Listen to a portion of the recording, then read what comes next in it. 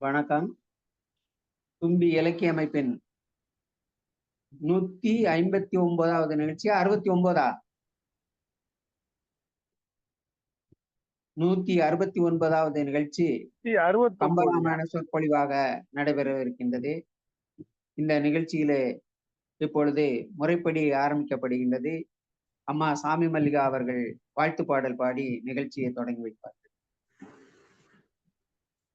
அனைவருக்கும் வணக்கம். தமிழுக்கும் அமுதென்று பேர், அந்த தமிழின்பத் தமிழ் எங்கள் உயிருக்கு நேர், உயிருக்கு நேர்.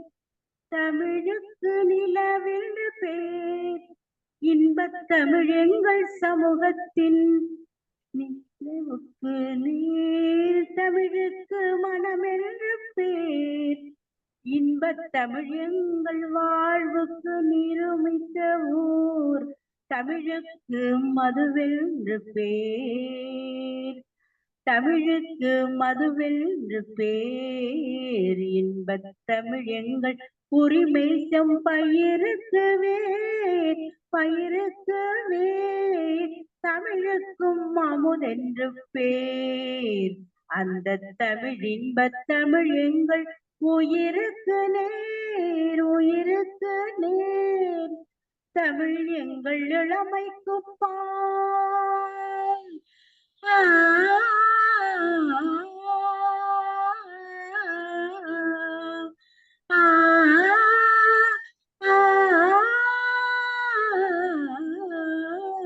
தமிழ் எங்கள் இளமைக்கு பால், இன்பத் தமிழல்ல புகழ்மிக்க புலவர்க்கு வேல், புலவர்க்கு வேல். தமிழ் எங்கள் உயர்வுக்கு வான், இன்பத் தமிழ் எங்கள் அசதிக்கு சுடர் தந்த தேன். தமிழ் எங்கள் உயர்வுக்கு வான், இன்பத் தமிழ் எங்கள் அசதிக்கு சுடர் தந்த தேன், சுடர் தந்த தேன். தமிழுக்கும் அமுதென்று பேர், அந்த தமிழ் இன்பத் தமிழ் எங்கள் உயிருக்கு நேர், உயிருக்கு நேர். தமிழ் எங்கள் அறிவுக்கு தோள், இன்பத் தமிழ் எங்கள் கவிதைக்கு வைரத்தின் வாழ், வைரத்தின் வாழ். தமிழ் எங்கள் பிறவிக்கு தாய், இன்பத் தமிழ் எங்கள் வளமிக்க உளமுற்ற தீ. தமிழ் எங்கள் பிறவிக்கு தாய், இன்பத் தமிழ் எங்கள் வளமிக்க உளமுற்ற தீ, உளமுற்ற தீ. தமிழுக்கும் அமுதென்று பேர், அந்த தமிழ் இன்பத் தமிழ் எங்கள் உயிருக்கு நேர், உயிருக்கு நேர். நன்றி அம்மா. வழக்கம் போல் அருமையான தமிழ் பாடல் பாடி இந்த நிகழ்ச்சியை தொடங்கி வைத்திருக்கின்றீர்கள். இந்த நிகழ்ச்சியிலே கலந்து கொண்டிருக்கின்ற சான்றோர் பெருமக்களாகிய ஐயா கவியறிவி காவு கிருஷ்ணமூர்த்தி அவர்களையும், வாழ்த்து பாடல் பாடிய அம்மா சாமி மல்லிகா அவர்களையும், ஐயா ஆர்சி குமரன் அவர்களையும், மற்றும் இந்த கருத்தரங்கை நடத்தி கொண்டிருக்கின்ற ஐயா ஞானவடிவேல் அவர்களையும் வருக வருக என வரவேற்று, இப்பொழுது கவி அருவி கிருஷ்ணமூர்த்தி ஐயா அவர்களை அன்போடு அழைக்கின்றேன் கவிக்களஞ்சியம் வழங்குவதற்காக. வாருங்கள் ஐயா.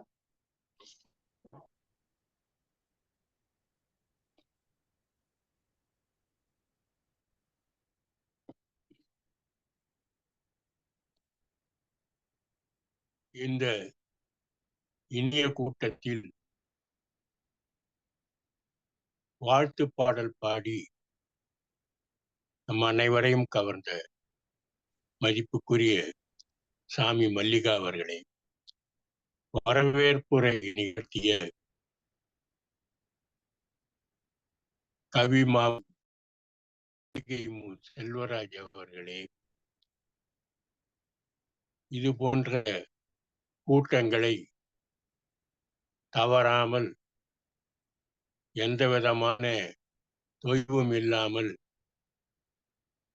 முதல் கூட்டத்தை நடத்தி அதே உற்சாகத்தோடு இது போன்ற கூட்டங்களையும் தவறாமல் நடத்தி வருகின்ற அந்த வகையிலே ஒரு மிகச்சிறந்த நிலையில் விளங்குகின்ற பொது மனப்பான்மையோடு விளங்குகின்ற எந்த விதமான சுயநலமும் இல்லாமல் பொதுநலமே குறிக்கோளா கொண்டு திகழ்கின்ற நம்முடைய கவிஞர் மாவு ஞானவடிவேல் அவர்களே, இந்த இனிய கூட்டத்தில் கலந்து கொண்டு இதற்கு சிறப்பு சேர்த்திருக்கிற மதிப்புக்குரிய ஆசி குமரன் அவர்களே, வர இருக்கின்றவர்களே, வணக்கம்.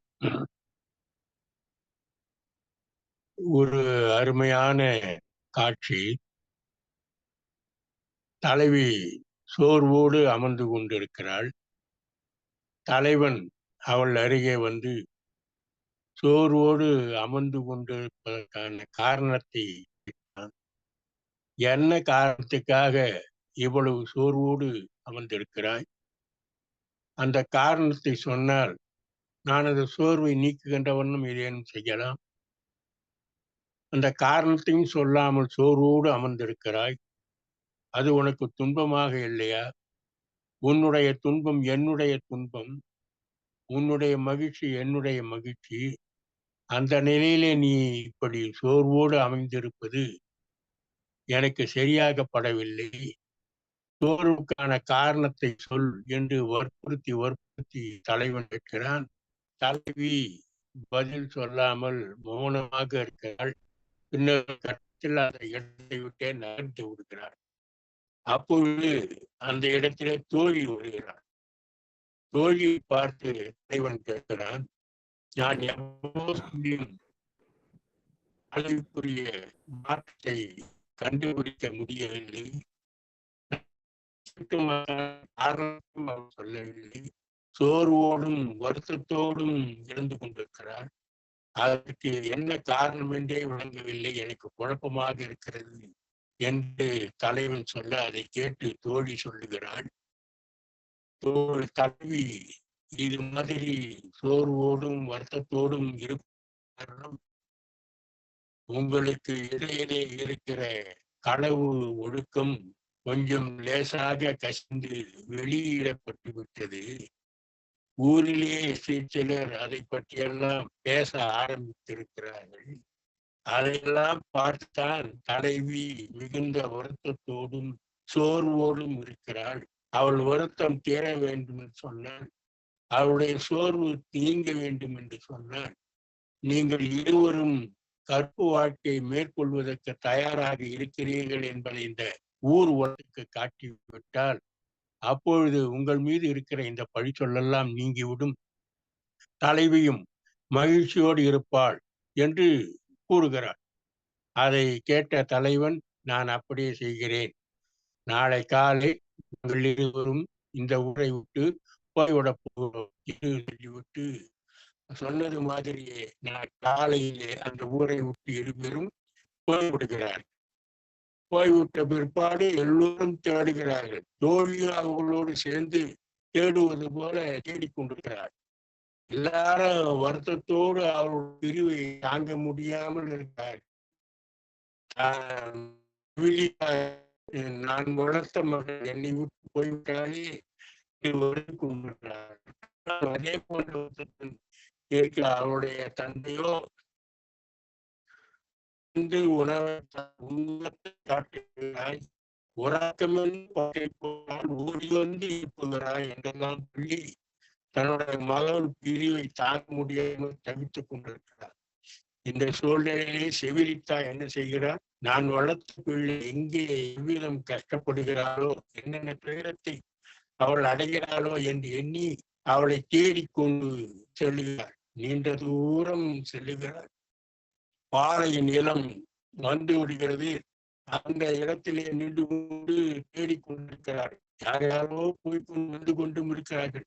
ஜோடி ஜோடியாக போகிறார்கள். அப்படி போக எண்ணிக்கை கணக்கிடாதது. அந்த அளவுக்கு அவர்கள் போய்கொண்டிருக்கிறார்கள். ஆனால் யாரை பார்த்து கொண்டே இருக்கிறார்களே தவிர இவள் தேடி வந்து இவருடைய மகளும் அவருடைய மருமகனும் தென்படவே இல்லை. அந்த அளவுக்கு தேடி தேடி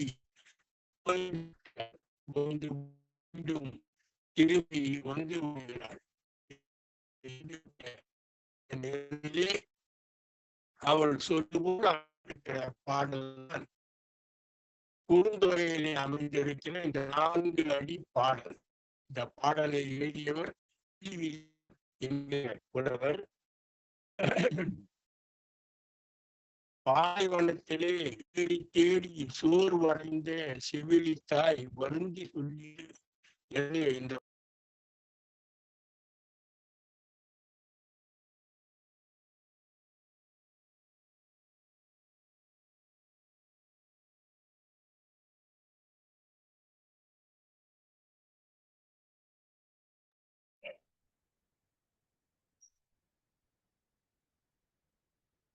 இணையம் கட்டாயிருக்கு போலுக்க ஐயாவுக்கு.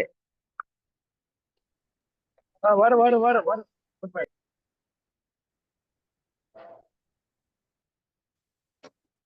அம்மா பானுமதி கிருஷ்ணகுமார் வருக. ஐயா சேது வருக.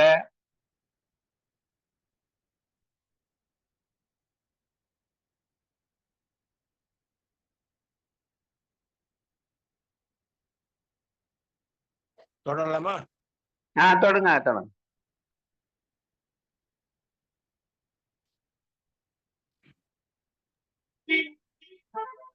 தொடருங்கய்யா. பாலைவனத்துல எல்லாரும் இருந்தாங்க. அந்த அவங்க 2 பேரை மட்டும் காணுங்கிற மாதிரி உங்களை மட்டும் காணும். வந்துட்டீங்க, போடுங்க. உடனே செவிலித்தாய் சொல்லுவது போல அமைந்த பாடல் இந்த பாடல். 4 அடிகளை உடைய இந்த பாடல் ஏறத்தாழ 15 சீர்களையே கொண்டு திகழ்கிற இந்த பாடல் பல அருமையான கருத்துக்களை கொண்டிருக்கிற பாடல். இந்த பாடல் உணர்ச்சி மயமான பாடல். காலே பரிதப்பினவே கண்ணே நோக்கி நோக்கி வாழ் இழந்தனவே. காலே பரிதப்பினவே கண்ணே நோக்கி நோக்கி வாழ் இழந்தனவே. அகல் இரு விசும்பின் மீனினும் பலரே மன்ற இவ்வுலகத்து பிறரே. பலரே மன்ற இவ்வுலகத்து பிறரே அப்படின்பது அந்த பாடல். காலே பரிதப்பினவே. காலே பரிதப்பினவே சொன்னால் நடந்து நடந்து நடந்து அவர்களை தேடி நடந்து கால்கள் இரண்டும் ஓய்ந்து போய்விட்டன. பரிதப்பினவே என்று சொன்னால் சோர்ந்து விட்டன. கால்கள் இரண்டும் நடந்து நடந்து சோர்ந்து விட்டன. கண்ணே நோக்கி நோக்கி வாழ் இழந்தனவே. கண்களை பொறுத்தவரை அது பார்த்து பார்த்து பார்த்து அவர்கள் எங்கே இருக்கிறார்கள் என்று பார்த்து பார்த்து காணாமையினாலே இந்த கண்கள் எல்லாம் என்ன ஆயிற்று? வாழ் என்றால் ஒளி இழந்து போய்விட்டது. கண்கள் பார்த்து பார்த்து ஒளி இழந்து போய்விட்டன. அகல் இரு விசும்பின் அகன்றிருக்கிற மிகப்பெரிய இந்த வானத்தில் மீனை காட்டிலும் நட்சத்திரங்களை காட்டிலும் பலரே மன்ற உலகத்து பிறரே. இது போன்று போய்கொண்டு வருபவர்கள் வானத்தை மீனை காட்டிலும் பலவாக தென்படுகிறார்கள். அந்த அளவுக்கு எங்கு பார்த்தாலும் ஜோடியாக போய் கொண்டிருக்கிறார்கள். ஆனால் நாம் தேடுகின்ற என்னுடைய மகளும் மருமகனும் கிடைக்கவில்லையே என்று ஏக்கத்தோடு சொல்லுவதாக அமைந்திருப்பது இந்த பாடல். இந்த பாடலிலே 2 விதமான உணர்ச்சிகள் அமைந்திருக்கிற ஒரு தன்மை நாம் பார்க்கிறோம். காலே பரிதப்பினவே கண்ணே நோக்கி நோக்கி ஒளி எழுந்தனவே என்று சொல்லும் போது ஒரு விதமான சோர்வும் ஒரு விதமான கவலையும் இதிலே அமைந்திருக்கிறது. அடுத்த 2 அடியிலே ஒரு வியப்பும் நம்பிக்கையும் அமைந்திருக்கிற ஒரு தன்மை நாம் பார்க்கிறோம்.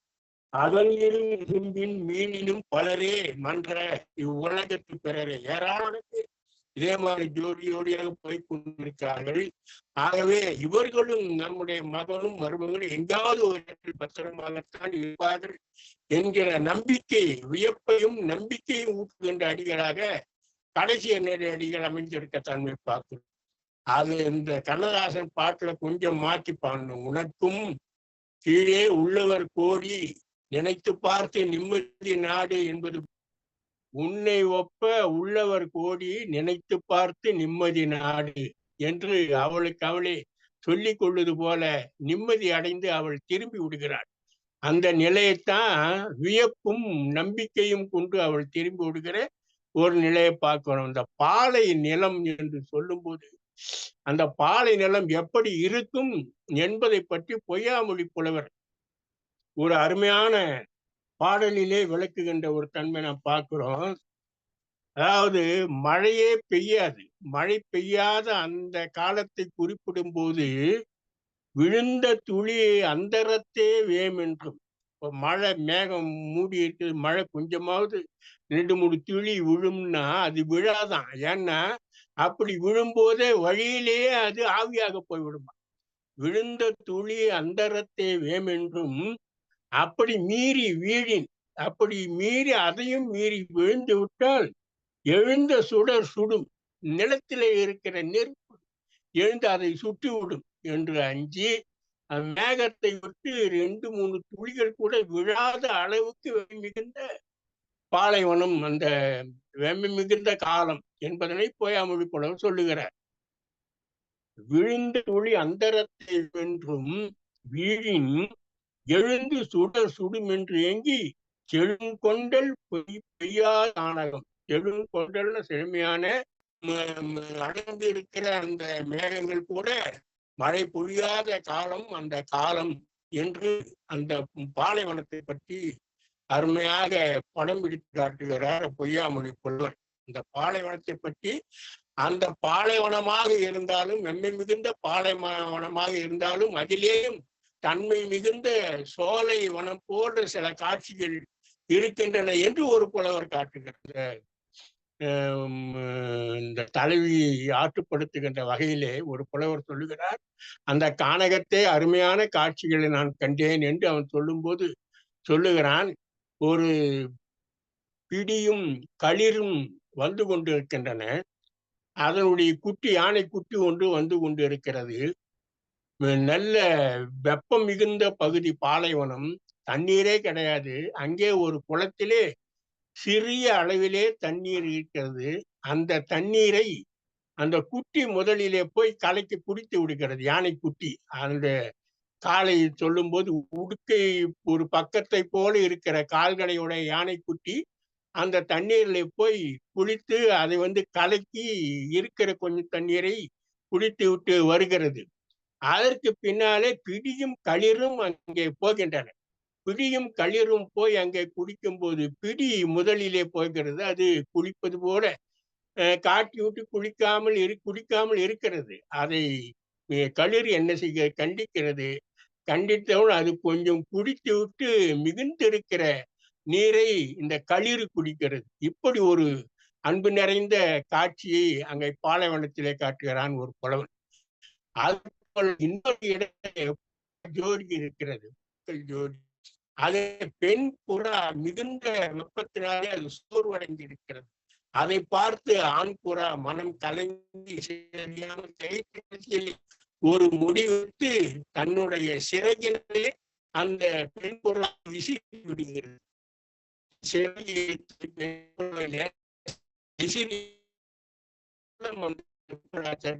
ஆறுதல் அடைகிறது. இப்படி ஒரு அன்பு மிகுந்த காட்சி பாலைவனத்தை காட்டுகிறான் ஒரு புலவர். இன்னொரு காட்சி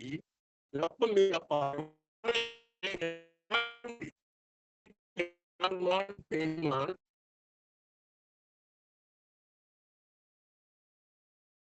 அந்த 2 மான்களிலே பெண் நத்தாலே குடிக்க அதை கண்டு பொறுக்காமல் செய்கிறது.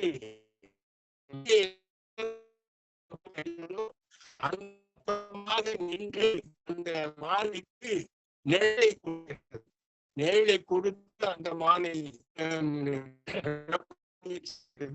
அந்த அளவுக்கு அன்பு காட்டுகின்ற ஒரு நிலையிலே இந்த 3 காட்சி காட்டுகிறார். முதல் காட்சியிலே களிர்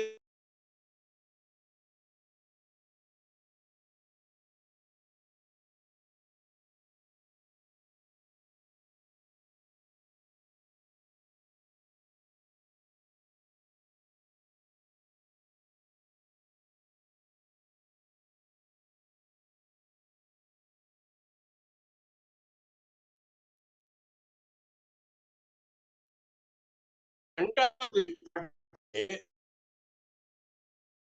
இந்த அதன் மீதும் கொஞ்சம் படுகிறது. ஆனால் மூன்றாவது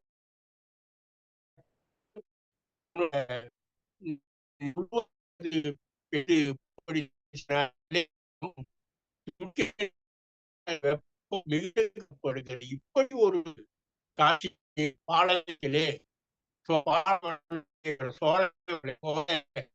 காட்டிய ஒரு அப்படிப்பட்ட பாலைவனம், அந்த பாலைவனம் கூட எப்பொழுது சோலைவனமும் என்பது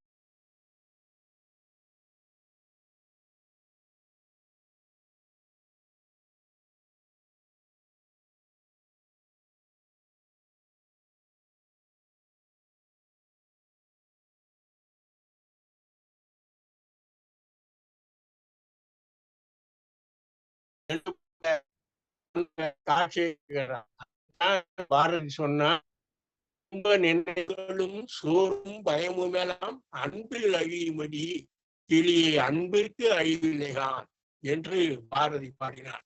இந்த பாடலிலே நாம் தெரிந்து கொள்ளுகிற செய்தி என்ன என்று கேட்டால், அன்பு இருந்தால் பாலைவனம் கூட சோலைவனம் ஆகிவிடும் என்கிற அந்த செய்தி. இன்னொன்று, அந்த செவிலித்தாய் அடைகிற முதலிலே வருத்தமும் அவள் அடைகிற வியப்பும், அதனாலே அவள் கொள்ளுகிற நம்பிக்கை என்று இந்த பாடல் பல செய்திகளை நமக்கு உணர்த்தி விட்டு செல்லுது. காலே உணர்ச்சிமயமாக அதை பார்க்கும். காலே பரிதப்பினவே கண்ணை நோக்கி இழந்தது அல்லிரு விசும்பின் மீன் பலரே மன்ற இவ்வுலகத்து பிறரே என்று சொல்வதன் மூலம் அவருடைய கற்பு வாழ்க்கை வெளிப்படுகிறது. அதனாலே ஊரில் இருந்த அலர் அடங்கி விடுகிறது. அதனாலே அவருடைய பெற்றோர்கள் அவர்களை கண்டுபிடித்து அவர்களுக்கு சாதகமாக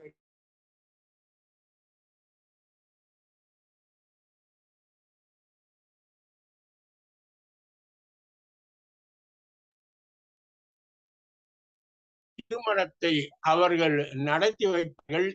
அதுல ஆணவ கொலைகள் எதுவும் இருக்காது, எந்த விதமான கோஷ்டி மோதல் இருக்காது. உண்மையான காதல் திருமணம் என்பது இந்த வகையிலே அந்த காலத்திலே நடந்தது என்று கூறி என் உரையை நிறைவு செய்கிறேன். நன்றி, வணக்கம். நன்றி ஐயா. அன்புடையார் எல்லாம் உடையார் என்று சொல்வது போல, அன்புக்கும் உண்டோ அடைக்குந்தாள் என்பதை போல, அன்புடையவர்களை எப்படியெல்லாம் அன்போடு நாம் பாதுகாக்க வேண்டும், எப்படியெல்லாம் அன்றைக்கு இந்த சமுதாயம் இருந்திருக்கின்றது. யானைகளையும் வைத்து பறவைகளையும் வைத்து அந்த அன்பு எப்படிப்பட்டது, எப்படி இருக்க வேண்டும், அந்த காலத்தில் எப்படி அன்புடையவர்கள் இருந்தார்கள், காதலர்கள் எப்படி இருந்தார்கள் என்பதையெல்லாம் கோடிட்டு காட்டிய தங்களின் அருமையான பேச்சு எங்களுக்கு சுவையாக இருந்தது. மிகவும் நன்றி ஐயா. இது போன்ற கருத்துக்களை எங்களுக்கு 15 நாட்களுக்கு ஒரு முறை தாங்கள் அள்ளி அள்ளி வழங்கி கொண்டிருக்கின்றீர்கள். நாங்களெல்லாம் ஆசைதீர அவற்றை ரசித்து கொண்டிருக்கின்றோம் என்பதை இந்த நேரத்தில் கூடி, தங்களுடைய அரும்பணிக்கு தும்பி இலக்கிய மன்றம் நன்றியோடு கடமைப்பட்டு இருக்கின்றது என்று சொல்லி, இப்பொழுது அவையினே ஐயா ஞான வடிவேலு அவர்களிடம் ஒப்படைக்கின்றேன். ஐயா வாருங்கள், தங்களுடைய நேரத்தை எடுத்துக்கொள்ளும்.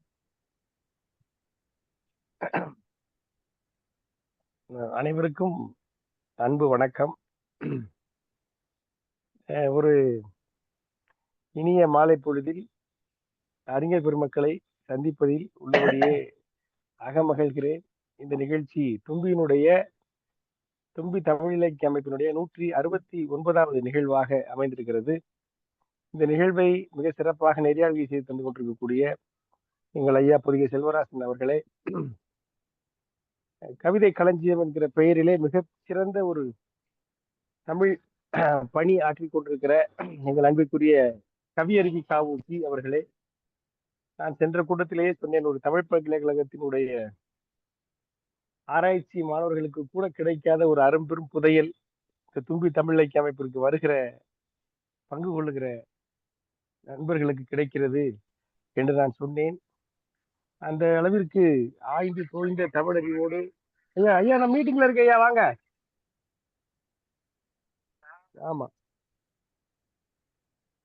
ஆய்ந்து தோய்ந்த தமிழறிவோடு தம் ஆயுள் முழுதும் நான் தேடி தேடி சேகரித்த செய்திகளை மிக சுருக்கி ஒரு தாய்ப்பாலை போல நமக்கெல்லாம் வழங்கி வருகிற ஐயா காவுக்கி அவர்களே,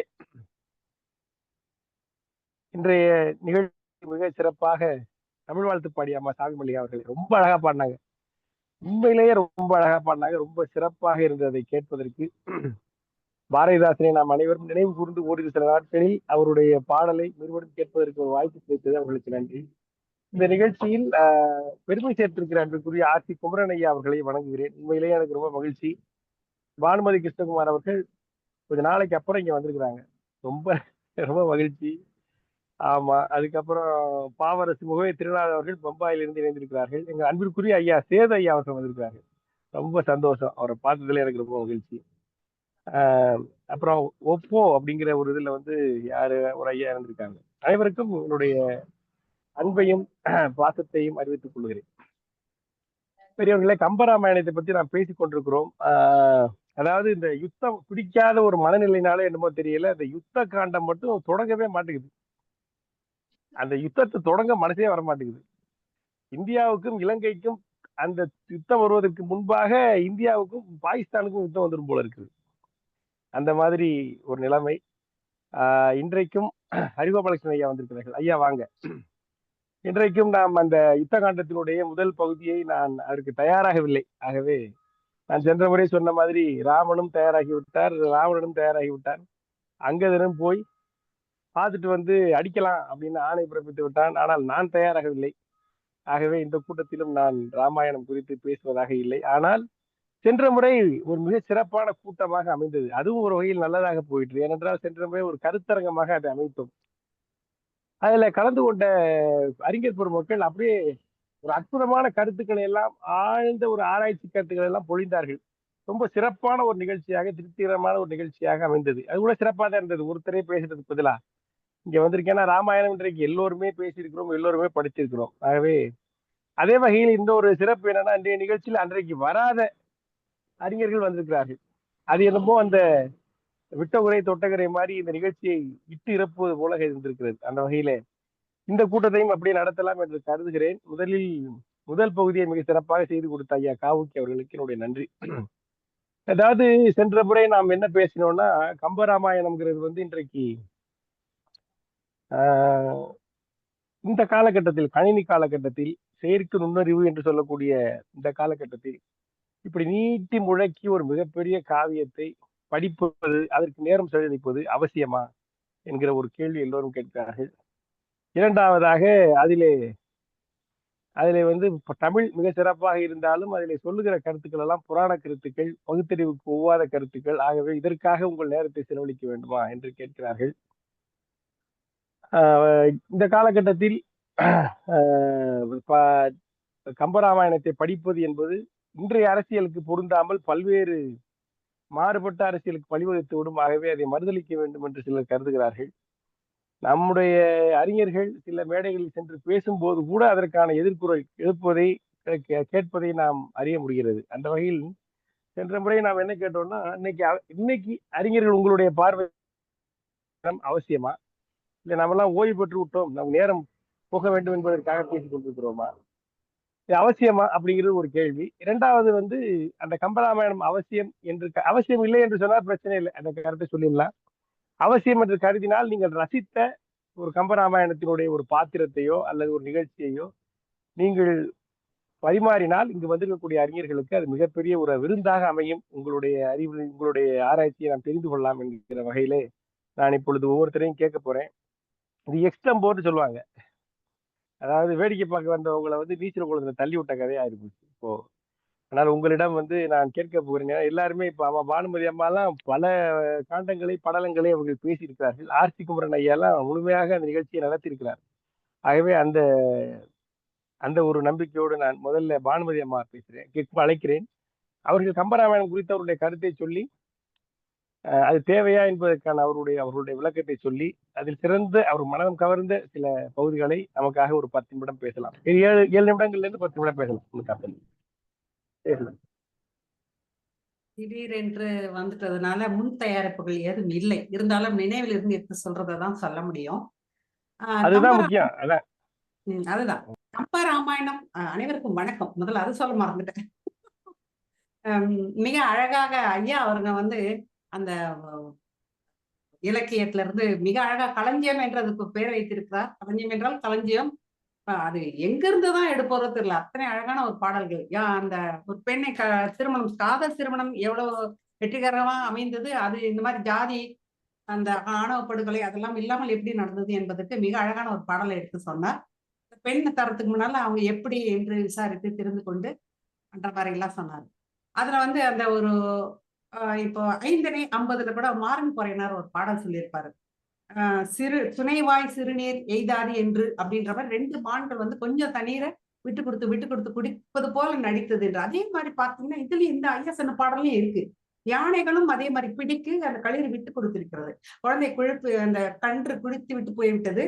அது குட்டையை கொட்ட குழப்பின்றார்கள். அந்த மாதிரி குட்டையை குழப்பி விட்டு போய்விட்டது. அதை குடித்து விட்டு அந்த இருக்கிற கொஞ்சம் தண்ணியை வந்து அந்த பிடியும் அந்த களிரும் எப்படி விட்டு கொடுத்து குடித்தது என்று சொல்றாரு போல. அந்த மான்ல கூட அப்படிதான் வரும். அந்த பாலைவனத்துல கூட அப்படிதான் சொல்லியிருப்பாங்க அந்த பெண்.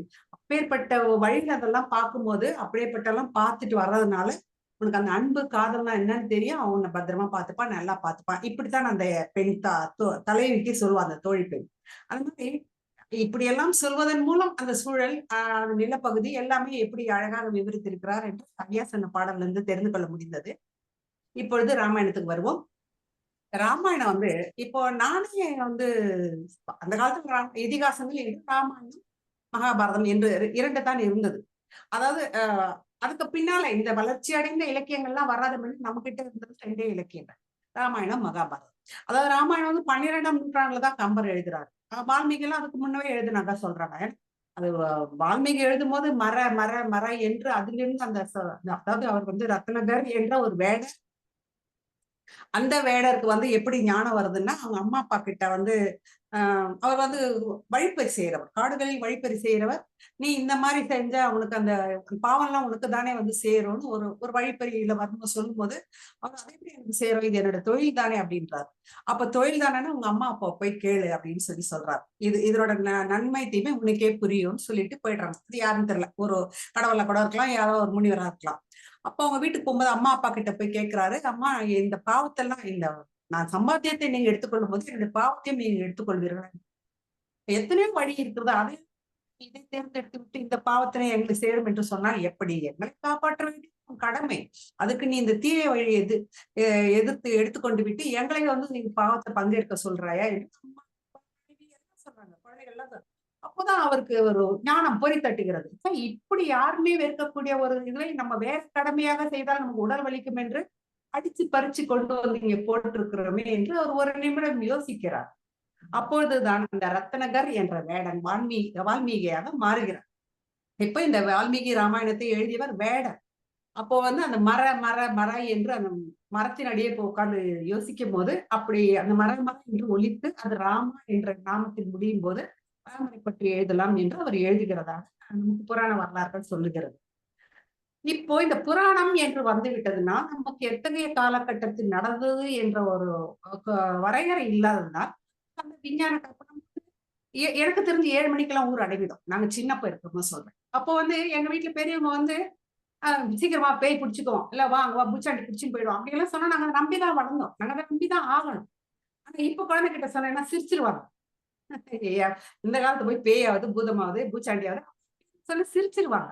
ஏன்னா அவங்களுக்கு எல்லாம் விஞ்ஞானம் கையிலே இருக்கிறது. அப்ப அவங்க நம்ப மாட்டாங்க. பட் நமக்கு சொல்லும் போது அந்த காலகட்டத்துக்கு ஏற்ற புனைவுகளுடன் நமக்கு வந்து சேர்ந்தது. அது விஞ்ஞான பங்கு குறைவு. அப்படி இருக்கும்போது அந்த கதை சொல்வதுதான் கதை வழியாக ஏதோ சில நியாயங்களையும் அப்பொழுது இருந்த நடைமுறைகளை சொல்வதுதான் அவருடைய நோக்கமாக இருந்தது. அதனால நமக்கு வந்து சேர்ந்தது. அப்போ இதை புனைவுகள் என்று தள்ளிட விடுவதற்கு முன்னால் அந்த காலகட்டத்தை நடந்தது, இதெல்லாம் பார்த்துக் கொள்கிறோம். அதே மாதிரி கம்பர் என்று வந்து விட்டால், கம்பர் என்று வரும்போது அப்போது வந்து இந்த சைவ நூல்கள் எல்லாம் வளர்ந்து வந்த காலகட்டத்தில் இப்பொழுது வைணவத்துக்கான ஒரு பாடலாக அவர் எழுதுகிறார்.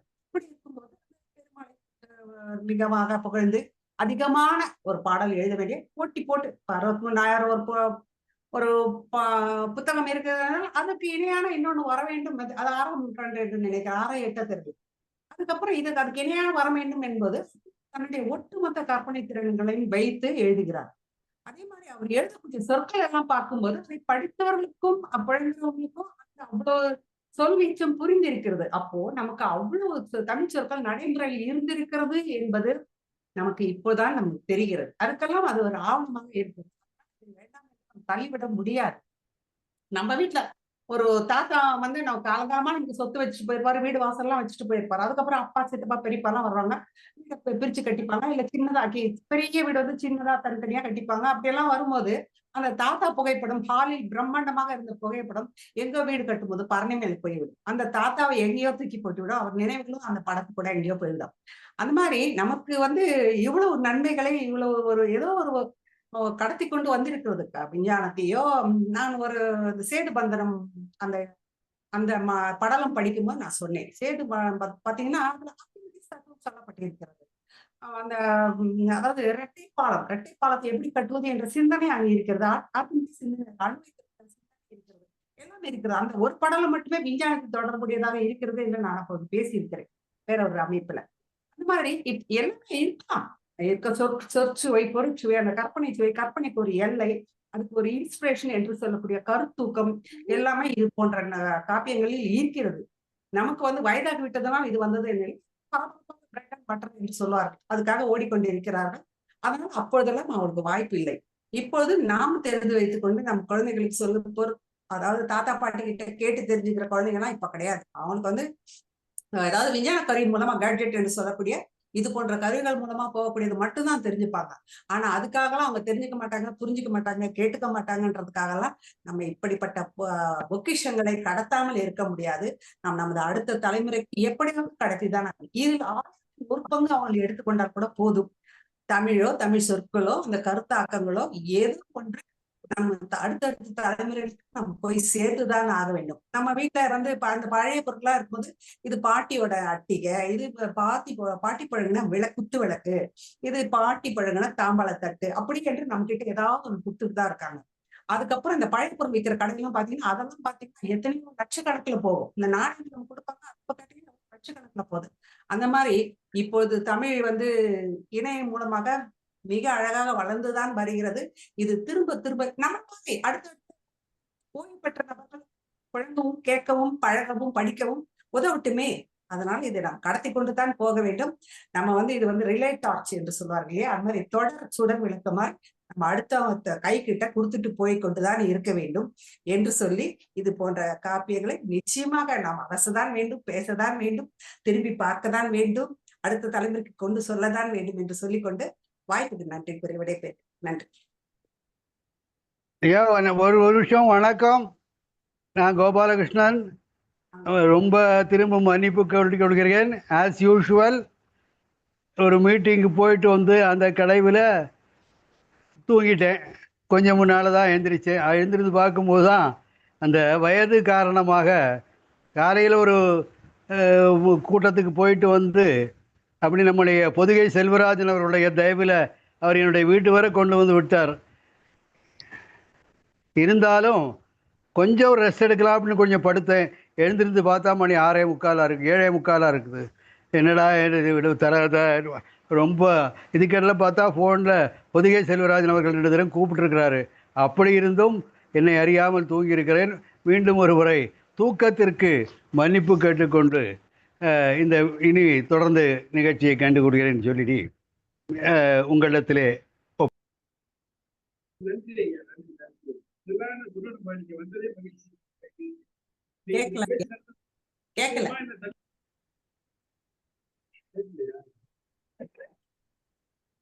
அவர் முடிச்சிட்டாரு, கோபாலகிருஷ்ணன் ஐயா முடிச்சிட்டாரு. அவர் மைக் ஆஃப் ஆயிடுச்சு.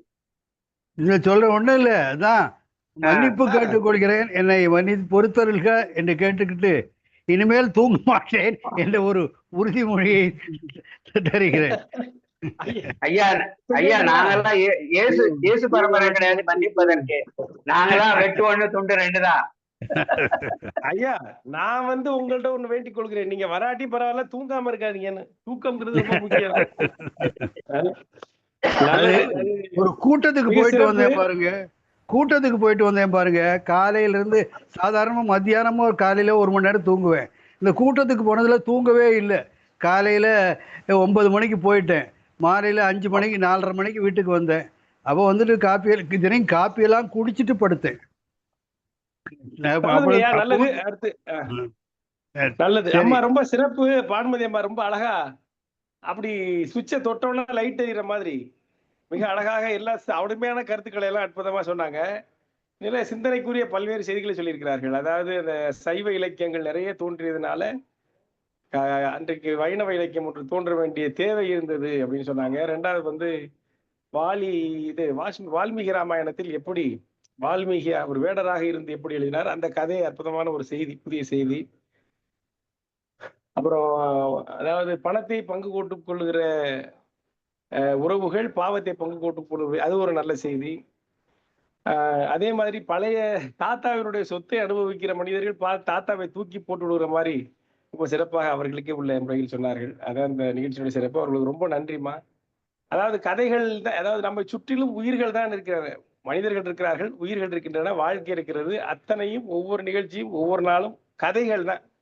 கதைகள் கதைகள் கதைகள். இதுவும் ஒரு வகையான கதைகள் தான். ஒவ்வொரு கதைகளிலிருந்தும் நாம் சில செய்திகளை தெரிந்து கொள்கிறோம். அந்த வகையில் இதிலிருந்தும் செய்திகளை தெரிந்து கொள்வோம் இருக்க வேண்டும் என்று அவர்கள் சொன்னார்கள். அடுத்ததாக அன்பிற்குரிய ஆர்சி குமரன் ஐயா அவர்களுடைய கருத்து, ஏதாவது பாடலில் ஏதாவது நிகழ்ச்சி ஏதாவது பிடிச்சிருந்ததுன்னா பயிரலாம் எங்களுக்கு. ஐயா இருக்கீங்களா? வாங்கய்யா. ஐயா வணக்கம். எனக்கு விடிய காலை இது, அதனால என் முகத்தை காட்டாமே பேசுறேன். பரவாயில்ல பேசுங்க. முதல்ல கவுக்கி ஐயாவுடைய பாடல், அவருடைய விளக்கம் ரொம்ப சிறப்பாக இருந்தது. நான் கேட்டு ரொம்ப பழக்கப்பட்டவன். இந்த பாலை நிலத்தை பற்றி எத்தனையோ கருத்துக்களை நம்முடைய இலக்கியங்களில் வருவதெல்லாம் எடுத்து கூறினார். அதே மாதிரி அவர் கூறிய ஒரு கருத்து எனக்கு ஞாபகம் வந்தது. பெங்களூர் தமிழ்ச்சங்க இலக்கிய வகுப்புகளில் நானும் கலந்து கொண்டிருந்திருக்கிறேன். அப்போ அவர் சொன்னது எனக்கு இன்னொன்று ஞாபகம் வந்தது. கலித்தொகையில் இந்த பாலை நிலத்தை பற்றி ஒரு அழகான பாட்டு வருதாம் ஐயா. அது என்ன சொல்லுதுன்னாக்கா, பாலை தண்ணியே இல்லை, அந்த நிலத்துல வறண்டு போயிருக்குது. தாகம் ரொம்ப எடுக்குது. அப்போ ஒருத்தருக்கு தண்ணி எங்கேயாவது குடிக்கணும்னா நான் தண்ணியே இல்லை, நான் வறண்டு போகிறது. ஐயோ என்ன ஆக போகுது, நான் இறந்துத்தான் ஆகணுமா, செத்து போகணுமா அப்படின்னு நினைக்கிற சமயத்துல கண்ணில் இருந்து தண்ணீர் வழிதான். அந்த கண்ணீர் போய் அந்த நாக்கை நனைக்குதான். இந்த நாக்கு கஷ்டப்படுறதை பார்த்து இந்த கண்ணீர் வழிந்து அந்த நாக்கை அந்த தண்ணீர் அந்த நாக்கில் படுகிறது என்று அந்த பாலை நிற கொடுமையை அவர்தான் எனக்கு சொன்னார். அது ஞாபகம் வந்தது, உங்களுக்கு சொல்கிறேன். அடுத்து நீங்க ஆரம்பிச்சது கேள்வி கேட்டது என்னன்னாக்கா, யாரோ ஒரு சிலர் இந்த ஆர்டிஃபிஷியல் இன்டெலிஜென்ஸ் காலத்துல நம்ம ராமாயணத்தை படிக்கணுமா, நம்முடைய நேரத்தை வேஸ்ட் பண்ணணுமா, வீணடிக்கணுமான்ற கேள்விகளுக்கெல்லாம் நாம் ஒன்றும் பதில் சொல்ல வேண்டிய அவசியமே இல்லை. அவர்களுக்கு ஒரு கருத்து இருக்கிறது. ராமாயணத்தை எரிக்க வேண்டும் என்று பேசியவர்கள் உண்டு, ராமாயணத்தை வணங்குகிறேன் என்று வணங்குகிறவர்கள் உண்டு. என்னை பொறுத்தவரையில் நல்ல தமிழ் மட்டும் இல்லை, நல்ல கருத்துக்கள் பொதிந்த ஒரு கதை ராமாயண கதை. திருக்குறளில் உள்ள அத்தனை கருத்துக்களையும் எடுத்துக்கொண்டு தான் கம்பர் தன்னுடைய அழகான மொழியால் அந்த வால்மீகி கதையை மட்டும் எடுத்துக்கொண்டார். மற்றபடி வசனம், டைரக்ஷன் எல்லாம் நம்முடைய கம்பருடைய டைரக்ஷன். இந்த கருத்தை ஆதரிக்கும் வரையில் ஒரே ஒரு பாடலை மட்டும் நான் ஞாபகப்படுத்தி சொல்றேன். நாம எல்லாரும் போற்றிய கருத்து தமிழுடைய பண்பாடு ஈகை என்பது. அந்த ஈகை என்ற கருத்தை கம்பர் தன்னுடைய காப்பியத்தில் அமைக்கிறார். எப்படி அமைக்கிறார், யார் மூலமாக அமைக்கிறார் என்று கொஞ்சம் ஊன்றி பார்க்க வேண்டும். இந்த பாடல் எல்லாருக்குமே ஞாபகம் வரும். இது கைகேயின் மனத்தை மாற்றுவதற்காக மந்தரை கூறிய பாடல். அந்த கூனி கூறிய பாடல். தூண்டும் இன்னலும் வறுமையும் தொடர்தர துயரால் ஈண்டு உன்னை இறந்தவருக்கு இருநிதி அவளை வேண்டி ஈதியோ வெல்குதியோ விம்பல் நோயால் மாண்டு போதியோ மறுத்தியோ எங்கனம் வாழ்தி அப்படின்னு இந்த கூனி கைகேயிக்கு சொல்றான். இந்த கருத்து நம்முடைய திருக்குறள் கருத்து. திருக்குறள் சொல்லுது, ஈத்துவக்கும் இன்பம் நமக்கு தெரியும். அந்த ஈத்துவக்கும் இன்பம் செய்யும் நிலையில் நீ இல்லை என்றால் நீ இறந்து போகலாம். சாவே இன்னது. ஈகை நீ உன்னால முடியலனாக்கா அதை விட செத்து போகிறது அதை விட நல்லது, இனிமையானது அப்படின்னு வள்ளுவர் சொல்றார். இந்த கருத்தை கம்பர் யார் மூலியமா சொல்ல வைக்கிறார்? நம்முடைய பண்பாடை எடுத்து ரொம்ப கடைசியான பாத்திரம் நினைக்கிற அந்த கூனி வாயிலிருந்து சொல்ல வைக்கிறார். இந்த சிப்பிக்குள்ள இருந்து முத்து கிடைக்குதுன்னு சொல்றாங்க பாருங்க. அந்த மாதிரி அந்த கீழ்த்தரமான ஒரு பாத்திரத்திலிருந்து இந்த கருத்தை அவர் சொல்லி அவர் கைகையை கேட்கிறார். நீ முன்னால கொடுக்க முடியாம நீ போய் கௌசல்யிடம் கெஞ்சி நீ ஈதல் செய்ய வேண்டுமானால் நீ வாழ வேண்டுமா, நீ இருக்குவியா, உயிரோடு இருப்பியா அப்படின்னு சொல்லிட்டு இந்த மாதிரி கேட்க வைக்கிற கருத்து இந்த கம்பராமாயணத்துல இருந்து நமக்கு கிடைக்குது. இது வால்மீகிகள் இருந்ததோ இல்லையோ நமக்கு தெரியாது. அதனால் எந்த கண் கொண்டு பார்க்கிறோமோ அவங்களுக்கு தான் அந்த கருத்து கிடைக்கும். நீ இது உதவாதது, இது பழைய கதை, இதை பேசி நினைக்கிறவங்க நினைச்சுன்னு போட்டோம். அதை பத்தி நம்ம ஏன் கவலைப்படுவானே? நாம இன்பம் அனுபவிக்கிறோம், நம் நல்ல கருத்துக்களை தெரிந்து கொள்கிறோம், கம்பராமாயணத்தை போற்றுவோம், அதை தொடர்ந்து படிப்போம், மகிழ்வோம் என்று கூறி முடிக்கிறேன் ஐயா. அருமை அருமை அருமை அருமை, மிகச்சிறப்பு மிகச்சிறப்பு. அற்புதமான ஒரு உரை, ஒரு விளக்கம், ஒரு வழிகாட்டுதல். ரொம்ப நன்றி உங்களுக்கு. அழகா அந்த ஒரு கூனியினுடைய அழகா சொன்னீங்க. கடைசி பாத்திரம் என்று நாம் கருதுகிற கூனி கூட தமிழர்களுடைய உயர்ந்த பண்பாகிய ஈகையினுடைய அந்த உயர்வை சொல்லுகிறாள். அதை சொல்லித்தான் மனசை மாத்துறாங்க. அதெல்லாம் பெரிய செய்தி, அருமையான செய்தி, ஆராய்ச்சி செய்தி. ரொம்ப நன்றிங்க. அடுத்து யார் இருக்கிறாங்க? ஐயா சேது ஐயா, நீங்க உங்களுடைய கருத்துக்கள் இருந்தா. காணுமே, அவர் போயிட்டாரோ? பாவரச ஐயா முன்னாடியே சொல்லிட்டாங்க. சரி ஐயா, ஹரிகோபாலகிருஷ்ணன் ஐயா, நீங்க போன மாசமே சொல்லிட்டீங்க. அதனால இப்போ காவுக்கி ஐயா, நீங்க ஏதாவது சொல்லணும்னா சொல்லி முடிச்சுக்கலாம் ஐயா நிகழ்ச்சியை.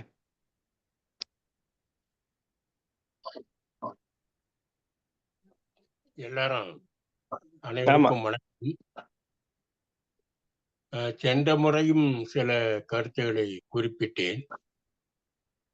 அதாவது கம்பராமாயணத்தை எழுத்தவர்களுக்கும் அதை ஆதரித்தவர்களுக்கும் எழுதாத ஒரு ஒப்பந்தம் போல திடீரென்று அந்த கம்பராமாயண எதிர்ப்பு என்பது நின்றுவிட்டது. அதை எதிர்த்தவர்கள் எல்லாம் பின்னாலே கம்பர் விழாக்களிலே கலந்து கொள்ளுகின்ற ஒரு சூழ்நிலையும் ஏற்பட்டது. அதை எதிர்த்தவர்களே கம்பருக்கு சிலை வைக்கின்ற சூழ்நிலையும் ஏற்பட்டது. இப்படி ஒரு சுமூகமான நல்ல சூழ்நிலை ஒரு காலகட்டத்திலே ஏற்பட்டது. இப்பொழுது அது தொடர்ந்து கொண்டுதான் இருக்கிறது. அல்லது சில இடங்களிலே எதிர்ப்புகள் எழச் செய்கின்றன. அது தவறான புரிதலுக்காக கூட இருக்கலாம். ஒரு செய்தி, சம்பூகன் கொலை, அவனை கொல்வது என்கிற நிலை கம்பராமாயணத்திலே இல்லை. கம்பராமாயணத்திலே ராமன் ஆட்சியே வரவில்லை. ராமனுடைய பட்டாபிஷேகத்தோடு கம்பராமாயணம் என்பது முடிந்து விடுகிறது. அதற்கு பின்னாலே உத்தரகாண்டம் வருகிறது. அதிலேதான் வால்மீகியிலே அந்த நிகழ்ச்சி எல்லாம் வருகிறது. அதையெல்லாம் போட்டு இதிலே குழப்பிக்கொண்டு அனாவசியமாக கம்பனை தவறாக புரிந்து கொள்ளுகின்ற ஒரு சூழ்நிலை இப்பொழுது இருக்கிறது. இது மாற வேண்டும். ஏற்கனவே மாறி இருக்கிற அந்த சூழ்நிலை தொடர வேண்டும். அவனுடைய கவிதைகளிலே, அதாவது அவனுடைய கவிதை இன்பத்தை நுகர்ந்து அதிலேயே தங்களுடைய வாழ்க்கையை கழித்து விட்டவர்கள் ஏராளம்.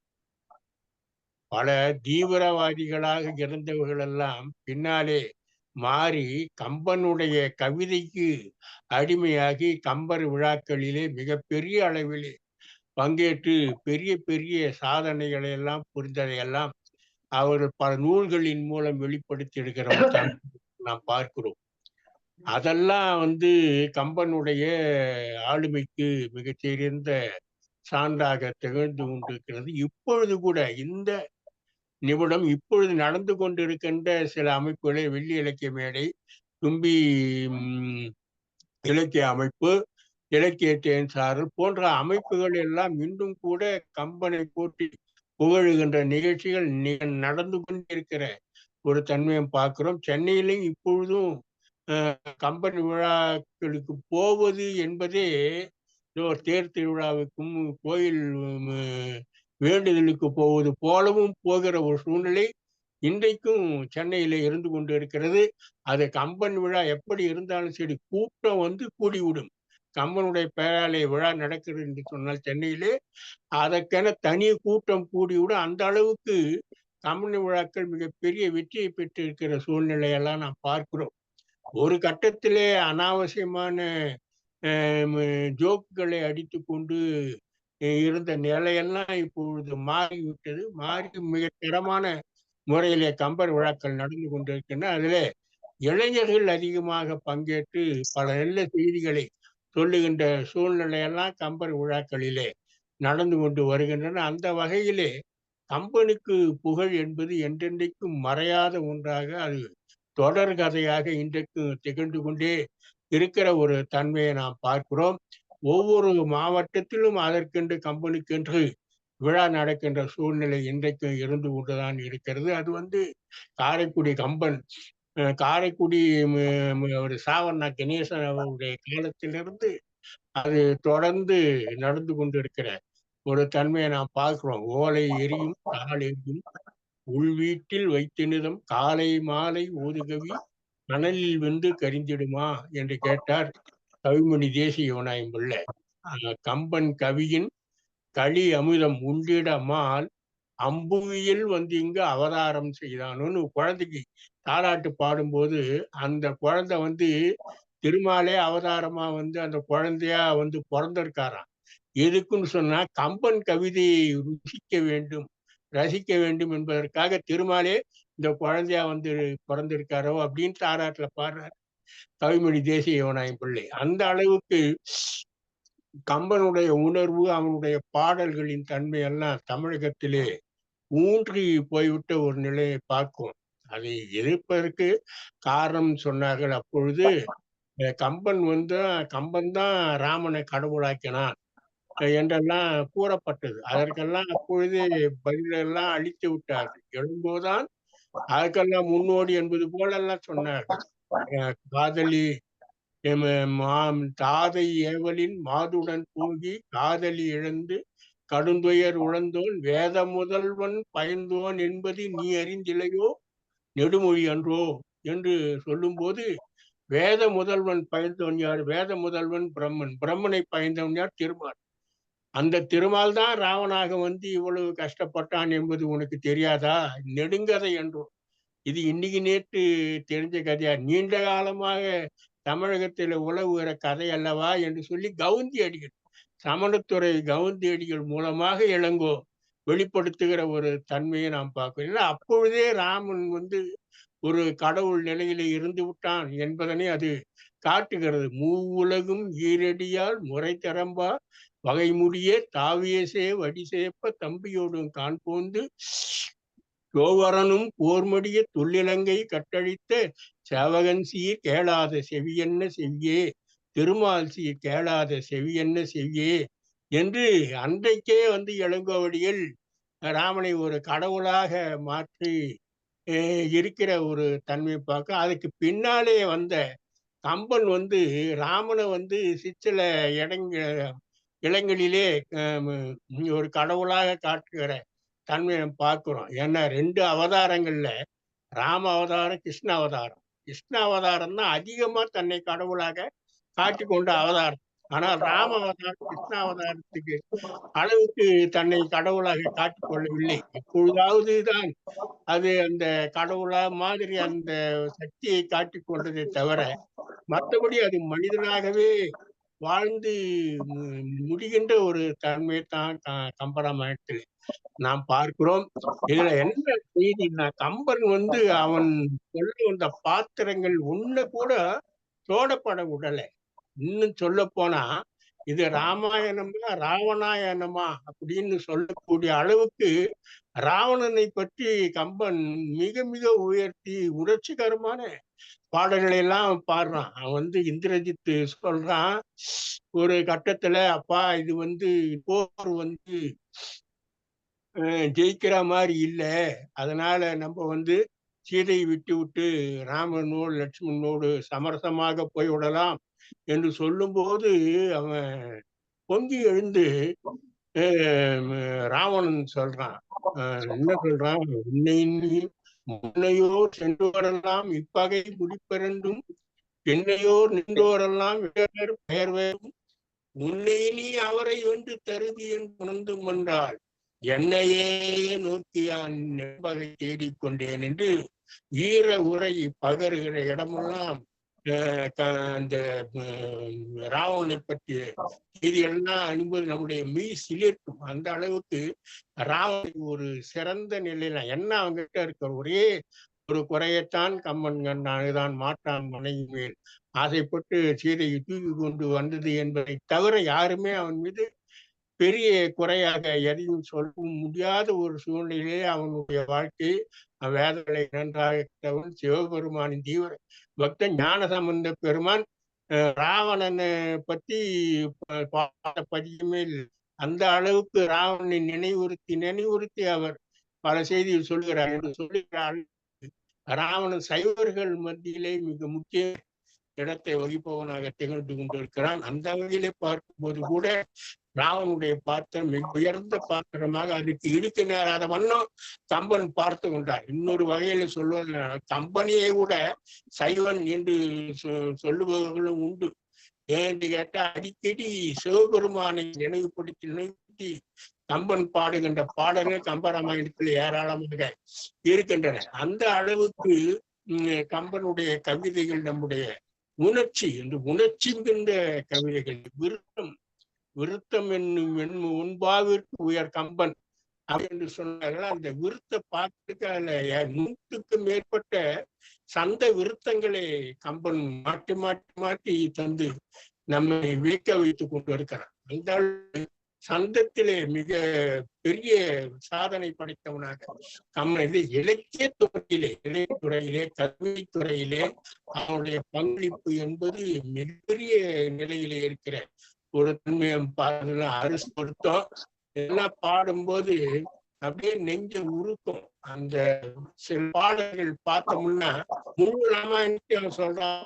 காந்தையர்க்கு அடியணிய ஜானகியார் பேரழகும் கற்பு, காந்தையர்க்கு அடியணிய ஜானகியார் பேரழகும் அவரதும் கற்பும் ஏந்து உயர்த்து ராவணனார் காதல் தூப்பரக எழுந்த முகும் வேந்தருவரான் பனிதன்னால் வெண்கானில் விரதம் பூண்டு போந்ததும் கடைமுறையே பிறந்தவனார் பெருந்தவமா உயிற்றம்மா என்று இருக்கும்போது சீதை சிறைப்பட்டதும் ராமன் வதைப்பட்டதும் ராமன் காட்டுக்கு சென்றதெல்லாம் அந்த இந்திரன் செய்த தவத்தின் பயனாக முடிந்து விட்டு ஒரு தன்மை பார்க்கிறோம்னு கம்பன் பாடுற அந்த பாட்டுல அந்த ராமாயணம் சுருக்கமே அப்படியே விடுது போல கொஞ்சம் மாறி இருந்தாலும் அந்த சுருக்கம் அப்படியே விடுது போல அந்த பாடல் அமைந்திருக்கிற ஒரு தன்மை பார்க்கிறோம். மந்தூரி புலம்புகிற புலம்பெல்லாம் இருக்கிறதே, ஆரா அமுதாய் அலைகடலில் கண் வளரும் நாராயணன் இருப்பேன் ராமனினான் ஓராதே குண்டகண்டாய் உத்தமனார் தேவிதனை பாராயோ நின்னுடைய முகம் பட்டதெல்லாம். இப்பவே சொன்னான், இவன் சாதாரண ஆள் இல்லை, நாராயணனே தான் ராமனா வடி கொடுத்து வந்திருக்கான்னு சொன்னேன். ஆரா அமுதாய் அலைகடலில் கண்ணுளரும் நாராயணன் என்று ஓராதே குண்டாய் உத்தமனார் தேவிதனை பாராயுமோ என்னுடைய மார்பகலம் பட்டதெல்லாம் முன்பு புலம்புறான். அவன் பீஷ்ணன் சொல்றான், உண்ணாதே உண்ணாது ஒரு நெஞ்சு சனகி எனும் பெருநெஞ்சு உன்னை கண்ணாலே நோக்கவே போக்கியதே உயிர் நீயும் களப்பட்டாயே எண்ணாதேன் எண்ணிய சொல் எண்ணித்தான் எண்ணுதியோ எண்ணில் ஆற்றல் அண்ணாவோ அண்ணாவோ அசுரதம் பிரளயமே அமரர் கூற்றே என்று அவன் புலம்பு கேட்கும்போது ராவணனை நினைச்சு நமக்கும் கண்ணீர் வந்துடும். அந்த அளவுக்கு அற்புதமான பாடல்களை கொண்டது ராமாயணம். அதுல ஒரு பாட்டை சொல்றான், நல்ல முரண். அதாவது இந்த உண்டாலம்ம இவ்வுலகம் இந்திரர் அமிழ்தும் ஏவதாயினும் தம்மியர் உண்டலும் இலரே அயர்வர் முனிவிலர் துஞ்சலும் இலர் பிறர் அஞ்சுவது அஞ்சி புகழெனின் உயிரும் கொடுக்குவர் பழியெனின் உலகுடன் பெரினும் கொள்ளலர். இந்த 2 அடியை மறக்கக்கூடாது. புகழெனின் உயிரும் கொடுக்குவர் பழியெனின் உலகுடன் பெரினும் கொள்ளலர். ஆனா இந்த நிலைக்கு அப்படியே மாறுபட்டு ராவணன் நடந்துக்கிற முறை ஒரு பாட்டுல விபீஷணன் எடுத்து காட்டான். போர்மகளை புகழ்மகளை கலைமகளை தழுவிய கூற சீர்மகளை திருமகளை தேவர்க்கும் தெரிவறிய தெய்வ கற்பின் பேர்மகளை தழுவான் உயிர் கொடுத்து பழிகொண்ட பித்தா பெண்ணை பார்மகளை தழுவினையோ திசையானை பனையிருத்த பனைத்தமாறால் அப்படின்றான்.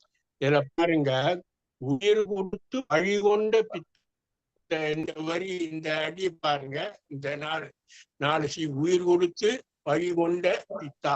இதை அப்படியே மாத்திதான் அவர் சொல்றாங்க, புகழெனின் உயிரும் கொடுக்குவர் பழியின் உலகுடன் பெரினும் கொள்ளனர். ஆனா ராவணன் எப்படி நடந்துக்கிறான், உயிர் கொடுத்து பழியை ஏற்றுக்கொண்ட பித்தனாக மாறிவிட்டான் என்பதனை இதன் மூலம் கம்பன் ஒரு நெல் நமக்கு காட்டலாம். தமிழ் நெறியிலிருந்து மாறிவிட்டான் ராவணன். அதனாலே அவனுக்கு வீழ்ச்சி ஏற்பட்டு விட்டது என்று சொல்வது போல அந்த பாடல் அமைந்திருக்கிற ஒரு தன்மை நான் பார்க்கிறேன். இப்படி ஏராளமான பாடல்கள். அந்த பாடல்களில் இது ஒப்பாரி பாடல் மட்டும் நம்பிக்கை ஊட்டுகின்ற பாடல்களாக பல பாடல்கள், யுத்தகாண்டத்திலே பல பாடல்கள் நம்பிக்கை பாடல்கள். அவன் கவிதை என்று எடுத்துக்கொண்டால் அதில் இருக்கிற அந்த நன்மைகள், அந்த அணி இலக்கணங்கள் எல்லாம் புவியினுக்கு அணியாய் ஆன்ற பொருள் தந்து குலத்திற்காகி அவியக துறைகள் தாங்கி ரெந்தினை நெறி அளாவி சவியுற தெளிந்து கண்ணென்று ஒழுக்கம் தழுவி சான்றோர் கவியென கிடந்த கோதாவரியினை வீரர் கண்டார் என்று கவிதைக்கு இலக்கணம் வகுக்கிறான் பாருங்க. எப்படி புவியனுக்கு அணியாய் ஆழ்ந்த பொருள் தந்து, மிகச்சிறந்த பாடலாக புவியனுக்கு அணியாய் ஆழ்ந்த பொருள் தந்து குலத்திற்காகி அவ்வியக துறை தாங்கி, அவ்வியக துறைகள் தமிழ் துறையா, தமிழ அகத்துறைகள் 5, அவ்வியக துறைகள் தாங்கி 5 நெறியலாவி, 5 ஒழுக்கி 5 நெறியலாவி சவியுற தெளிந்து பார்ப்பதற்கு புரிந்து கொள்ளுகின்றவர். மிக எளிமையான முறை, சவியுற தெளிந்து ஒழுக்கம் தழுவி சான்றோர் கவி என கிடந்த கோதாவரி என்று கோதாவரி வர்ணிக்கும் போது அதற்கு சான்றோர் கவி என்று அதற்கு ஒரு பொருள் கொடுத்து, அந்த கவிதை எப்படி இருக்க வேண்டும் என்பது போல தெளிவாக இருக்க வேண்டும். அது உண்மையை சொல்ல வேண்டும். 5 நெறி முறைகளை அது வலுவாமல் அகத்துறைகளை தாங்கி நிற்க வேண்டும் என்றெல்லாம் அந்த தமிழ் நெறிப்படி அவன் அந்த கோதாவரி வர்ணிக்கிற தன்மை. அதே போல அந்த அம்பு வர்ணிக்கிறான். அம்பு வர்ணிக்கும் போது கூட நல்லி கவிஞர் நாவில் பொருளென அந்த நாம சொல்லென செய்யுள் நீக்கி தொடையென தொடையில் நீங்கி எல்லையில் செல்வம் தீரா இசையென பழுதில்லாத பல்லலங்கார பண்பு காகுத்தன் பகழிமாதோ அப்படின்றான். அதாவது ராமனுடைய அம்பை வர்ணிக்கிறான். ராமனுடைய அன்பு மேல வரும்போது அவ்வளவு அழகா அந்த அம்பு வருதான். அது சொல்ற நல்லியல் கவிஞர், நல்ல இயல்பான பிறவி கவிஞர்கள், நல்லியல் கவிஞர் நாவில் பொருளென அமர்ந்த நாம சொல்லன செய்யுள் கொண்ட தொடையன தொடையை நீக்கி, தொடைதான் இசைக்கு மாறுபாடு செய்கிறது. எதுகை தொடை, மோனைத்தொடை, இயைவு தொடை, முரண்தொடை, இது போன்ற தொடைகள் தான் செய்யுள்ளே இசை மாறுவதற்கு காரணமாக இருக்கின்ற. வேறு வேறு அப்படின்னா நம்ம பார்ப்போம். அந்த கவிதைகள்ல பார்க்கும்போது வேறு வேறு அப்படின்லாம் வரும். அதெல்லாம் இசை மாறுபாட்டை தான் குறிக்கிறது. அதை சொல்றாரு. தொடையன தொடையை நீக்கி இசையென பழுதில்லாத பல்லலங்கார பண்பு பலவிதமான கவிதை அலங்காரங்களை கொண்டிருக்கிற பண்பே காகுத்தன் பகழி மாதோ. அந்த அம்பு இவ்வளவு சிறப்பான அம்பு, கவிதை போல இருக்கிறது என்று ராமனுடைய எதிரியை விட்டே சொல்ல வைக்கின்ற அந்த தன்மையை நாம் பார்க்கிறோம். அந்த மாதிரி ஏராளமான கவிதைகள், அந்த தாவர இயல் சொல்லுகின்ற தன்மைகள், அறிவியல் கருத்துக்கள், புதிய புதிய சொற்கள், இந்த அணுவை பிளந்து அதை குறிப்பிடுறான். கோன் அணுவை சதகூறிட்ட கோனில் சாணிலும் உளன், அணுவை சதகூறிட்ட கோனிலும் உளன் அப்படி என்று அவன் தூண்ல இருக்கிறான். கோன்ல சதகூறிட்ட கோனிலும் உளன் அப்படின்லாம் சொல்லி ஒரு புதிய சொல்லை அவன் நமக்கு தருகிறான். அது மாதிரி ஏராளமான இந்த கவிதை என்று விட்டு அதற்கு பின்னாலே தாவரையில் அந்த இயல் பல செய்திகள், அது பின்னால் ஏராளமான தத்துவங்கள், அவன் சொல்லுகின்ற தத்துவங்கள், இதையெல்லாம் வைத்து பார்க்கும்போது கம்பனுடைய கவிதை என்பது கடல். அந்த கடலிலே ஏராளமான செல்வங்கள் குவிந்து கிடக்கின்றன. யாராவது அந்த செல்வத்தை எல்லாம் வேண்டாம் என்று சொல்வார்களா? அந்த வகையில பார்க்கும்போது கம்பனுடைய கவிதைகள், அவனுடைய கம்பன் கவித்திறம் இன்றும் நமக்கு தேவைப்படுகிறது என்று கூறி என் உரையை நிறைவு செய்கிறேன். நன்றி, வணக்கம். அருமை அருமை அருமை, மிக மிக சிறப்பு. ஆன் ஸ்பாட், அதாவது சொன்ன உடனே எவ்வளவு அருமையான ஒரு கருத்துக்களை சொன்னீர்கள். கம்பராமாயணத்துல ஒரு காட்சி தான் எனக்கு நினைவுக்கு வருகிறது. மிதிலையில ராமன் போகிற பொழுது அதை பார்த்த பெண்கள் என்ன சொன்னார்களாம்? கண்ணை மூடிக்கொண்டு. கம்பராமாயணமா இல்ல சங்க சங்க சங்க பாடல்களான்னு தெரியல எனக்கு. கண்ணை மூடிக்கொண்டு என்னை அப்படியே கொண்டு போய் உட்கார வச்சுட்டு அவன் கண்ணுக்குள்ள போனவன் வெளியேற போகக்கூடாது என்று சொன்னது மாதிரி எனக்கு நீங்க பேசுறதுக்கு அப்புறம் அதை அப்படியே உள்ள வாங்கிட்டு அப்படியே போயிடுவோம் வீட்டுக்கு, ஒரு வாரம் தாங்குவது என்று தோன்றுகிறது. அப்படி அற்புதமான கருத்துக்களை எல்லாம் அழகாக சொன்னீங்க. அது கம்பன் சொன்னதை தான் நம்ம சொல்லணும். சான்றோர் கவி என கிடந்த கோதாவரி. அது இந்த உரையாடல் நடந்துகிட்டு இருக்க போது என் மனசுக்குள்ள அதான் தோணுது. என்னன்னா, அது ஒரு ஜீவ நதியாக கம்பராமாயணம் போய் கொண்டிருக்கிறது. அதற்கு பலவித பயன்கள் இருக்கிறது. அதிலே போகிற சாதாரண மக்கள் அதிலே இறங்கி குளித்து தன்னை சுத்தம் செய்து கொள்ளலாம். சிலர் அதிலே படகு விட்டு பயணம் செய்யலாம். சிலர் அதிலே அவர்களுடைய மரங்கள் போன்ற மரங்களை எல்லாம் அதை பயணம் செய்யுமாறு செய்து தன்னுடைய வீடுகளை கட்டி கொள்ளலாம். சிலர் அதற்குள்ளே இறங்கி அதில் உள்ள மீன்களை பிடித்து பயன்பெறலாம். சில பேர் அதிலே மேர்ந்து வருகிற அந்த சந்தன கட்டைகளை சேர்த்து கொள்ளலாம், அல்லது அந்த மலர்களை எடுத்து பயன்பெறலாம். அப்படி ஒரு ஜீவ நதியாக கம்பராமாயணம் இங்கே நமக்கு காண கிடைக்கிறது. ஒரு காலத்தினுடைய கருணையாக எத்தனையோ கடலுக்குள் போன எத்தனையோ இலக்கியங்களுக்குள் அதுவும் போய்விடாமல் நமக்கு கிடைக்கிறது. அதனை பயன்படுத்தி கொள்வது என்பது நம்மளுடைய ஐயா ஆர்சி குமரன் ஐயா சொன்னது மாதிரி நம்மளுடைய அந்த வரத்தை பயன்படுத்தி கொள்வது என்பது நம்முடைய கையில் இருக்கிறது. குளிக்காம எவ்வளவு பேர் நாட்டில் இருக்கான். அது மாதிரி இந்த கம்பராமாயணம் என்கிற இந்த ஆற்றில் இறங்கி குளிக்காமல் தன்னை சுத்தம் செய்து கொள்ளாமல் இருக்கிற மனிதர்களை பற்றி நாம் கவலைப்பட வேண்டிய அவசியமே இல்லை. இரண்டாவது, அரசியல் வகையில பார்க்க போனா கூட ராமனை புகழ்வதற்காக கம்பராமாயணம் எழுதப்பட்டது போக ராவணனை புகழ்ந்து ராவண காவியம் இயற்றப்பட்டது. ஆகவே இது அரசியல் காரணத்திற்காக இதை எதிர்த்த மக்கள் இதற்கு எதிர்ப்பதற்கு பதிலாக ராவண காவியத்தை தூக்கி பிடித்திருக்கலாம். அதுல அந்த ராவண காவியம் இதற்கு சற்றும் குறைவில்லாத ஒரு காவியமாகத்தான் காண கிடைக்கிறது. நான் ஒரு தடவை லேசா பார்த்தேன். அதில் உள்ள தமிழ் வாழ்த்து, ஆரம்பத்தில் உள்ள தமிழ் வாழ்த்துக்கு இணையான தமிழ் வாழ்த்து இதுவரைக்கும் நான் பார்க்கல. அப்படி மிக மிக சிறந்த ஒரு காவியமாக ராவண காவியம் இயற்றப்பட்டிருக்கிறது. ஆக ஒரு அரசியல் காரணங்களுக்காக அந்த இன பிரிவுகளுக்கு இடையான சண்டை, ஆன்மீகம், அந்த புராணம் அப்படின்ற சொல்களுக்கு மாறுபாடாக நினைப்பவர்கள் ராவண காவியத்தை உயர்த்தி பிடித்திருக்கலாம், அதனை பரப்பியிருக்கலாம். அதை யாருமே செய்யலை. அப்ப அதனுடைய அடிப்படை நோக்கம் என்பது வேறாக இருக்குமோ, தமிழுக்கு எதிர்ப்பான ஒரு நோக்கமாக இருக்குமோ என்றெல்லாம் தோன்றுகிறது. அதெல்லாம் வேற. பொதுவாக நம் கையில இருக்கக்கூடிய மிகப்பெரிய இந்த கருவூலத்தை நாம் அறிந்து கொள்ள வேண்டும். ஐயா எடுத்து சொன்ன மாதிரி ஒவ்வொரு பாடல்களிலும் எவ்வளவு சிறந்த செய்திகள். கம்பனை ஒரு வனத்துக்குள்ள போகும்போது, ஒரு காட்டுக்குள்ள போகும் பொழுது ஒவ்வொரு முறையும் ஒவ்வொரு விதமான அனுபவம் கிடைக்கிற மாதிரி. திடீர்னு ஒரு புதுசா சில பூக்கள் பூத்திருக்கும், திடீர்னு புதுசா 2 விலங்குகள் நம்ம கையில் எதிர்ப்படும், கண்களில் எதிர்ப்படும், மயில்கள் நாட்டியம் ஆடும். அது மாதிரி புதிய தென்றல் வரும். அந்த மாதிரி கம்பராமாயணத்துக்குள் நுழைகிற போதெல்லாம் நமக்கு புதிய புதிய அனுபவம் கிடைக்குது. இது வெறுமையான வார்த்தை இல்லை, சொல்றேன். சாதாரணமாக படிக்கிற பொழுது அந்த ஓசை நம்மை மயக்குகிறது. இலக்கணம் தெரிந்து உள்ளே பார்க்கிற பொழுது அது நம்மளை மிரட்டுது, இப்படியெல்லாம் எழுத முடியுமா என்று. அந்த கதை அமைப்பு அவன் நம்ம சென்ற முறை கூட பேசிய அந்த அங்கதன் தூது படலம், இந்த மகுடபங்க படலம், அதெல்லாம் பேசுகிற பொழுது மனசுக்கு தோன்றியது என்னவென்று சொன்னால், அந்த காட்சியை ஏன் அங்கே வைக்கிறான்? சுக்ரீவன் இவர்கள் பார்க்கிறார்கள், இந்த பக்கம் ராவணன் வந்து தோரண வாயில் மேலே ஏறி வானரப்படையை பார்க்கிறான், யாரெல்லாம் வந்திருக்கிறார்கள் என்று பார்க்கிறான். அதே மாதிரி ராமன் அந்த மலை மேலே சுக்ரீவன், விபீடனன், லக்ஷ்மணன் எல்லாரையும் கூட்டி கொண்டு போய் மேலே வச்சிருந்துட்டு இலங்கையை பார்க்கிறான். பார்க்கிற பொழுது ராவணன் கேட்கிறான் சாரணன்ட்ட, அவனை பார்த்தால் ராமன் என்று தெரிந்து விடுகிறது, அவன் தான் ராமன் என்று தெரிஞ்சு போச்சு, மற்றவெல்லாம் யாரு சொல்லு என்று அவனிடம் கேட்டு தெரிந்து கொள்கிறான். அதே மாதிரி இந்த பக்கம் ராமன் வந்து விபீடனிடம் இவர்களெல்லாம் யார் என்று எனக்கு சொல் என்று சொல்லுகிறான். சொல்லுகிற பொழுது விபீடனன் அவன்தான் எங்க அண்ணன் தீயோன் ராவணன் என்று சொன்ன அடுத்த நொடி சுக்ரீவன் இங்கேருந்து ஒரே தாவா தாவி அந்த பக்கம் போய் ராவணனோடு சண்டை போடுகிறான். சண்டை போட்டு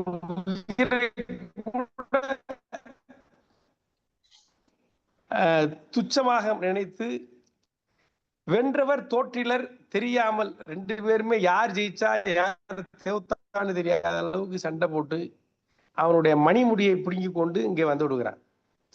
இந்த காட்சியை ஏன் வைக்கிறான் கம்பன் என்று நினைக்கிற பொழுது ரொம்ப ஆச்சரியமாக இருக்கிறது.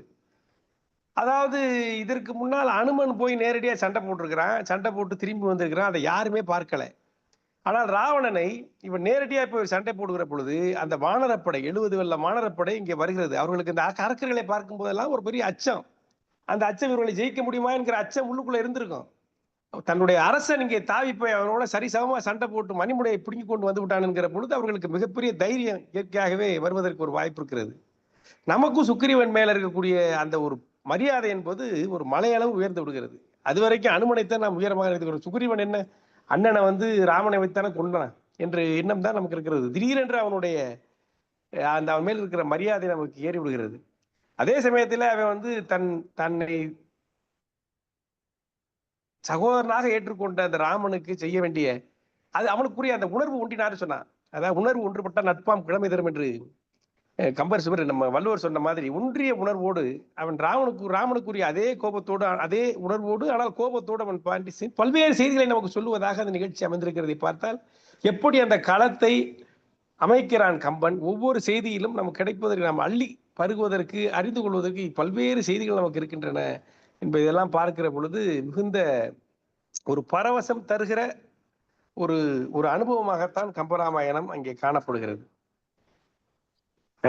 கண்ணதாசனிடம் கேட்கிற பொழுது எது மிக சிறப்பு என்று சொன்னால் அவர் சொன்னார், ஒரு கோப்பையில் என் குடியிருப்பு, கோலமையில் என் துணை இருப்பு, காண்பதெல்லாம் அழகின் சிரிப்பு என்று அவர் பாடினார். ஆனால் கவிமணி என்ன சொன்னார் என்று சொன்னால், எது சொர்க்கம் என்று கேட்கிற பொழுது அவர் சொல்கிறார், வெயிற்கு நிழல், வீசும் தென்றல் காற்று, கையில் கம்பன் கவி, கலசம் நிறைய மது, தெய்வ கீதம், இதை தெரிந்து பாட பெண்ணே நீ, இதை விட சொர்க்கம் வேற என்ன வேண்டும் என்று கவிமணி கேட்டார்.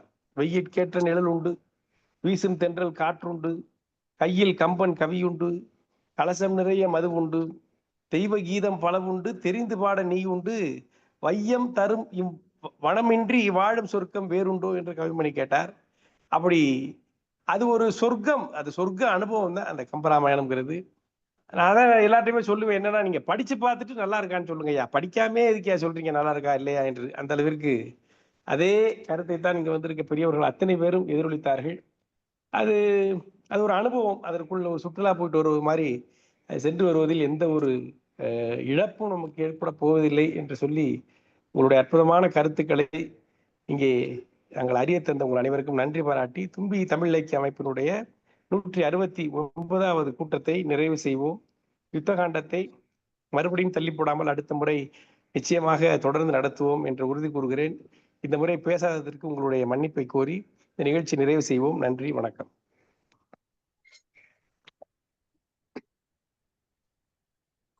ஐயா முடிச்சுக்கலாமா? முடிச்சுக்கலாம். சரி, நன்றி, வணக்கம்.